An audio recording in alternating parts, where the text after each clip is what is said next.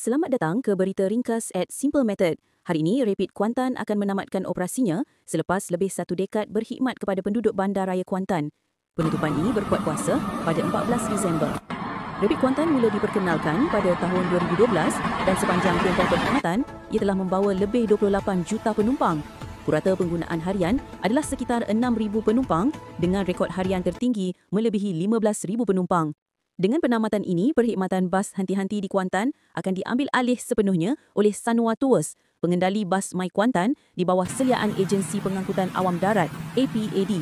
Peralihan operasi dijangka bermula pada 15 Disember bagi memastikan kesinambungan pengangkutan awam di bandaraya ini.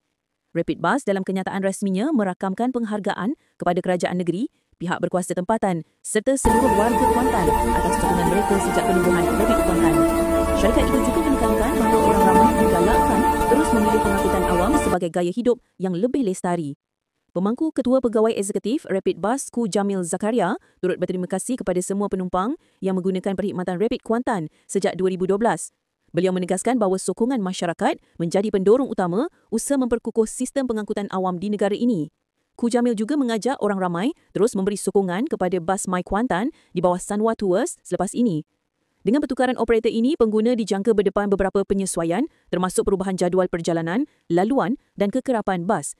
APAD dan Sanwa Tours dijangka mengumumkan maklumat lanjut dari semasa ke semasa bagi memudahkan penumpang merancang perjalanan harian.